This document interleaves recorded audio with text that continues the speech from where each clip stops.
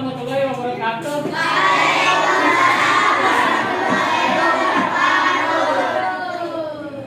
Apa kabarnya anak-anak hari ini? Baik? Alhamdulillah. Baik, sebelum memulai pelajaran, silakan untuk memimpin doa ketua kelasnya. Silakan rapat.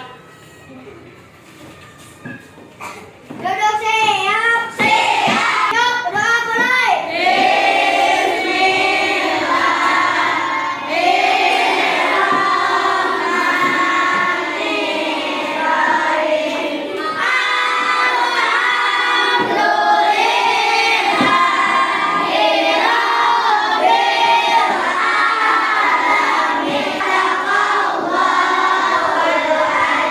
Terima kasih, silakan untuk lagi apa.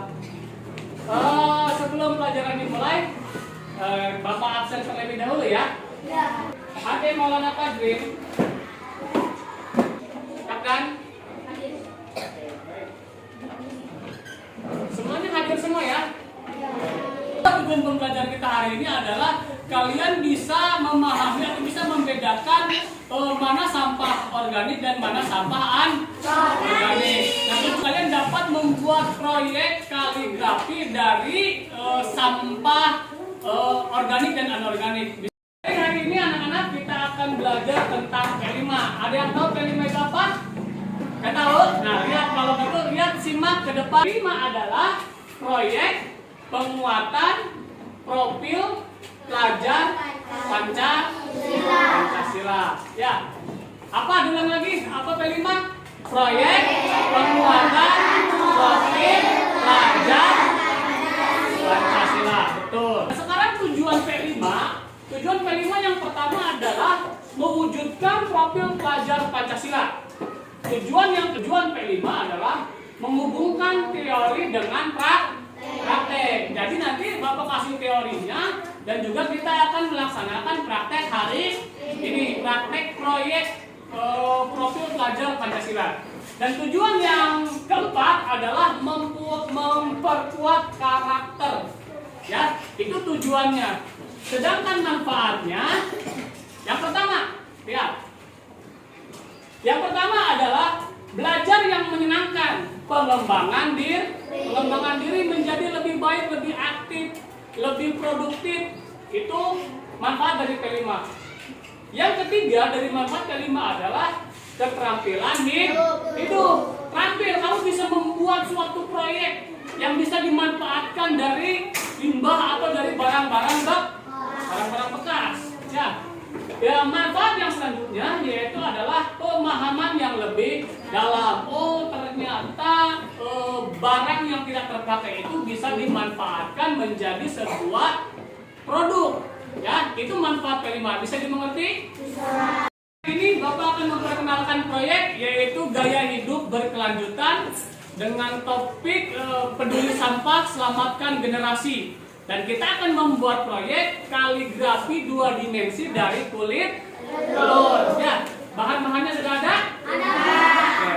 Sebelum membuat proyek, Bapak akan memperkenalkan terlebih dahulu sampah yang ada di sekitar kita. Sampah itu dibagi menjadi 2, sampah organik dan sampah anorganik. Baik, simak, lihat video yang akan Bapak tayangkan.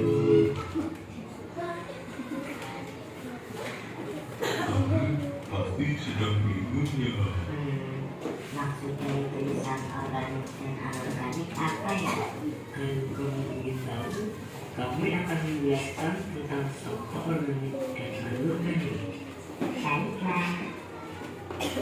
Sampah organik atau sampah basah adalah sampah yang berasal dari sisa makhluk hidup yang mudah terurai secara alami tanpa proses campur tangan manusia. Sampah organik bisa dikatakan sebagai sampah ramah lingkungan.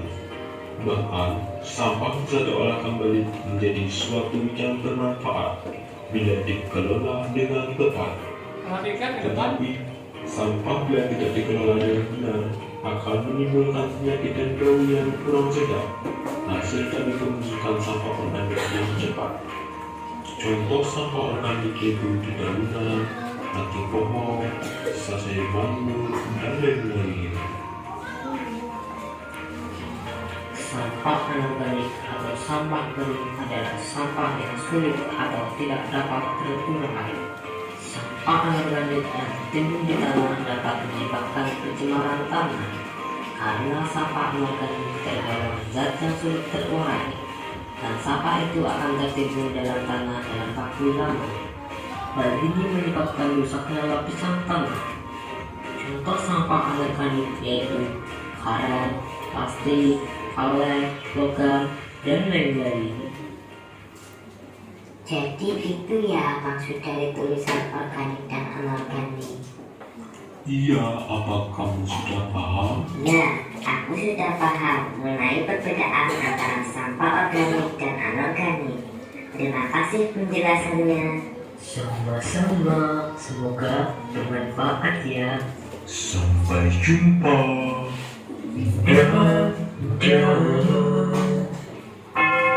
Baik, itu adalah materi tentang sampah organik dan anorganik. Jadi sampah itu dibagi menjadi dua. Yang pertama adalah sampah organik. Yang kedua adalah sampah anorganik. Contoh sampah organik. Contohnya adalah daun, kayu, sayur-sayuran, buah-buahan. Baik, selanjutnya Bapak akan memberikan materi atau video tentang pengolahan sampah organik dan anorganik. Sampah anorganik adalah sampah yang bukan dari makhluk hidup. Contohnya adalah botol, plastik, logam. Pinter, itu adalah sampah anorganik.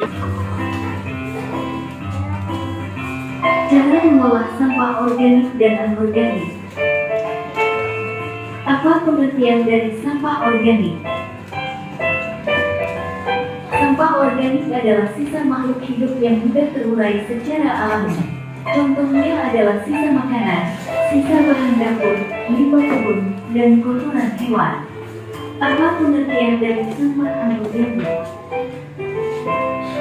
Sampah anorganik adalah sisa benda yang tidak mudah terurai secara alami. Contohnya plastik, kertas, kaca, kaleng, dan logam. Bagaimana cara mengolah sampah organik? Sampah organik dapat diolah menjadi pupuk kompos. Ini pengolahan sampah organik ya, dapat diolah menjadi kompos. Untuk menyuburkan tanah dan menghidupkan kualitas tanaman. Sampah pada pembuatan yang dibutuhkan keluar dari kompos berkembang dan berproduksi. Bagaimana cara mengolah sampah anorganik? Sampah anorganik dapat diolah dengan cara 3R, yaitu hidup, dan dicairkan. Contohnya seperti biologi, menerapkan dari bahan dan pembuangan sampah secara tepat. Bahaya apa saja jika sampah tidak diolah?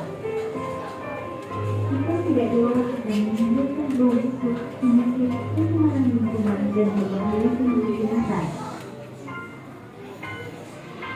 Mari kita olah sampah dengan cepat dan bijak.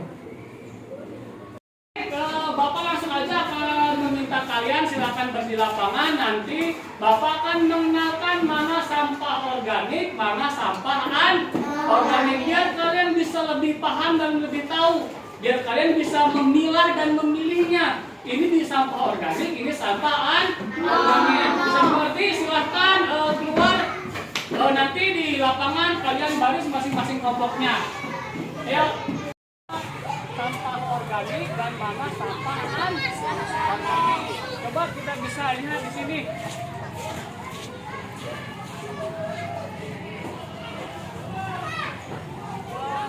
Kalau ini sampah apa namanya?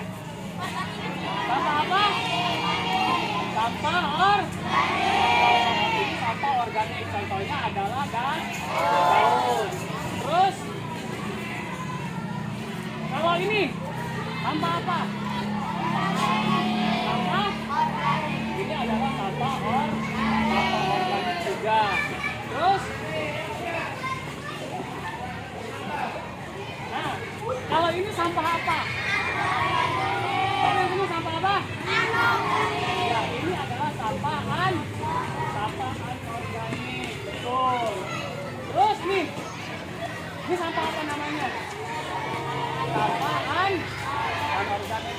sudah tahu ya mana sampah organik dan mana sampah anorganik. Bisa dimengerti semuanya? Kalau bisa silakan kalian masuk lagi ke kelas yuk, masuk yuk. Ayo masuk lagi ke kelas.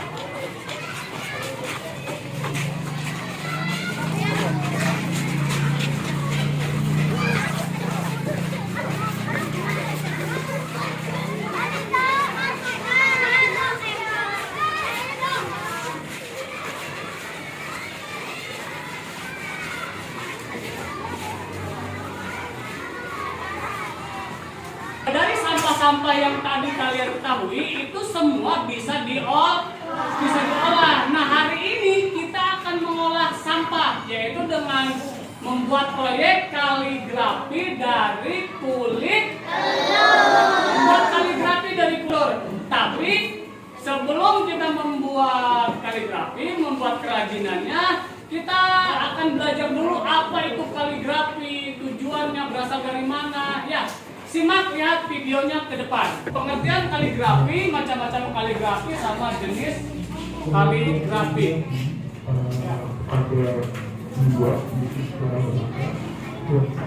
Kaligrafi menurut bahasa dan menurut istilah.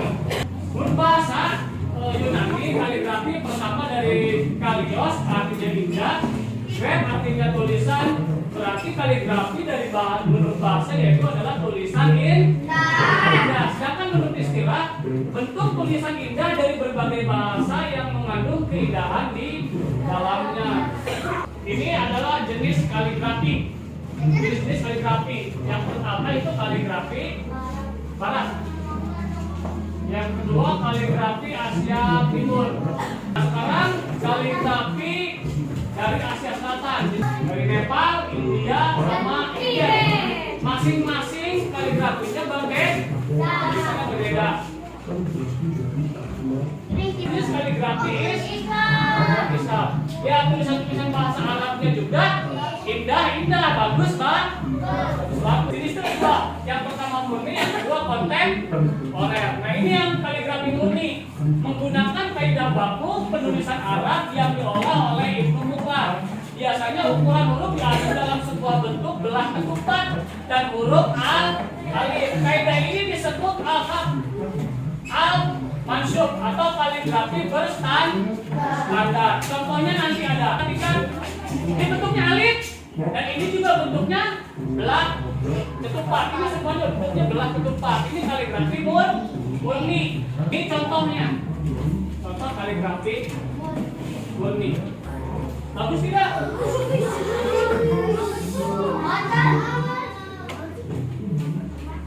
Bisa perhatikan ya.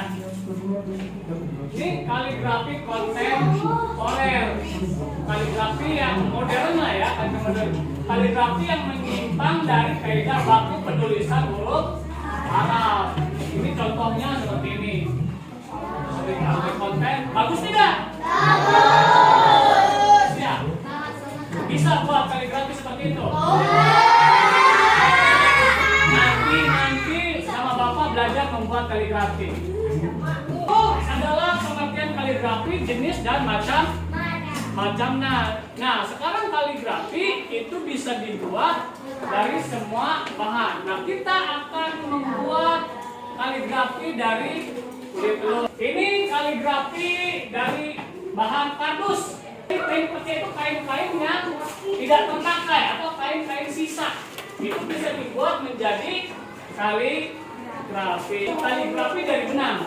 Jadi kita dipasang paku di sebuah papan, misalkan nanti dibuat pakai benang huruf-huruf Arabnya atau kaligrafinya. Nah, ini dari bahan alam. Ini dari kulit telur yang ditempelkan. Contoh kaligrafi dari bahan plastik. Selanjutnya kaligrafi dari bahan-bahan yang lainnya. Ini contoh dari kaligrafi dari kertas. Itu contoh kaligrafi dari kertas. Yang ini contoh kaligrafi dari bahan logam. Bagus ya? Dari bahan logam. Selanjutnya kaligrafi dari bahan kayu. Ini dari kayu. Selanjutnya ini kaligrafi dari digital. Pak akan menjelaskan bagaimana langkah-langkah kalian dalam membuat proyek kaligrafi. Yang pertama, kalian kumpulkan bahan yang akan kalian buat.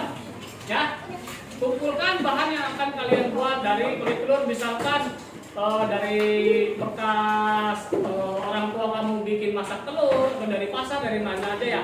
Nanti kumpulkan, cari bahan-bahannya bersama kelompoknya masing-masing. Ya, selanjutnya nanti setelah terkumpul kita akan membuat proyek. Nah, dalam membuat proyek hati-hati dalam menggunakan alat-alatnya, menggunakan gunting, menggunakan pisau, dan menggunakan yang lainnya. Hati-hati. Terus Bapak pengen kalian kerjasama, jadi jangan cuma satu orang yang membuat proyek, jangan satu orang yang membuat atau yang bekerja, yang lainnya diam. Tidak, semuanya harus bekerja sama dalam menyelesaikan proyek yang akan kalian buat. Ya, bisa dimengerti semuanya? Bisa. Kemarin kita telah belajar tentang apa itu P5, ya, pengertiannya, tujuannya, manfaatnya. Terus kita juga telah menerima atau telah belajar tentang sampah organik dan sampah anorganik. Kemarin juga kita sudah belajar tentang kaligrafi, jenis-jenis kaligrafi, macam-macam kaligrafi. Dan hari ini kita akan membuat proyek kaligrafi. Tapi sebelum membuat proyek, silahkan simak video cara atau bagaimana cara membuat kaligrafi yang baik dan benar. Silakan. Alat dan bahannya, mulai dari kertas karton. Ini caranya, perhatikan. Dikasih lem, kasih peta, ditempelkan. Ini tutorialnya, coba perhatikan. Itu kaligrafi yang sudah dibuat, nanti ditempelkan di kertas karton. Nah, kemudian kaligrafinya dikasih lem buat menempelkan kulit telur. Itu sudah jadi. Terima kasih. Ya, tahu kan dah? Sekarang tahu caranya? Kalau tahu, sekarang silahkan kalian buat lemnya. Bahannya ada, coba tunjukkan kelompok satu mana bahannya? Ada, mana kulit telurnya? Oke. Kelompok 3 bahannya? Oke. Kelompok 3 ada bahannya semua. Kelompok 4 bahannya mana? Ada. Kelompok 5? Ada ya, semuanya bahannya sudah ada. Silahkan sekarang kalian buat kerajinannya atau buat proyek kaligrafinya.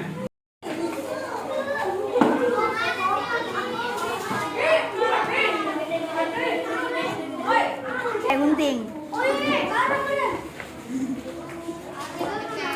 tiga.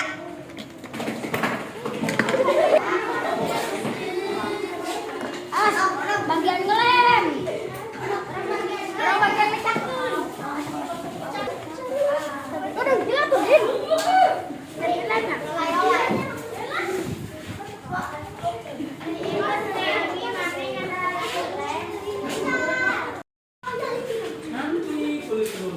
Kalau itu sudah ditempel di sini, kalau udah rapi, baru dikasih. Ya, jangan dulu, nanti kalau ini udah selesai semua, tempelin di sini baru. Paham? Ya, tempelin. Nah, ini dikasih lem. Dikasih lem. Nanti kalau dikasih lem, ya tinggal telurnya tinggal ditempelkan. Nah, nanti yang pinggirnya kalau yang udah rapi, dirapikan ya. Nah, di sini. Nah, itu nanti yang pinggirnya yang udah rapi mau dirapikan. Paham ya? Ya. Pak, ada mantul. Tempelin. Nah, jangan mecahin telurnya jangan terlalu kecil ya.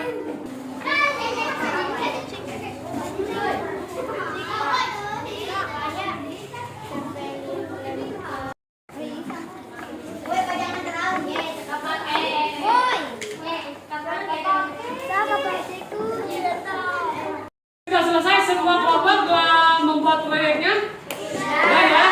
Sudah selesai, silakan masing-masing kelompok untuk mempresentasikan hasil karyanya ke depan. Nah, silakan kelompok 1 ketuanya. Oke. Kelompok 5. Waalaikumsalam warahmatullahi wabarakatuh.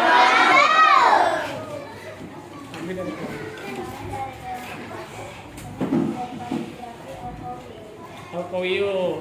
Bagaimana tanggapannya? Kelompok 2, kelompok 1 bagus tidak? Kelompok 3 bagaimana tanggapannya? Bagus banget. Terima kasih kelompok 1. Silakan. Assalamualaikum warahmatullahi wabarakatuh. Waalaikumsalam warahmatullahi wabarakatuh. Kami dari kelompok 2. Bagaimana tanggapannya kelompok 1, kelompok 2? Bagus tidak? Kelompok 3, kelompok 3. Angkat, ya, biar lihat kamera. Nah, oke, siap. Jawab.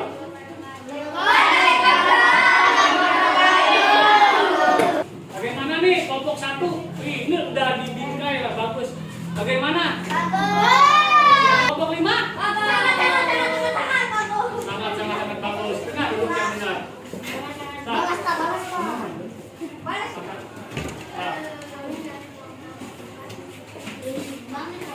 Selanjutnya kelompok terakhir, kelompok 5. Tolong perlihatkan ke teman-temannya hasil kaligrafinya.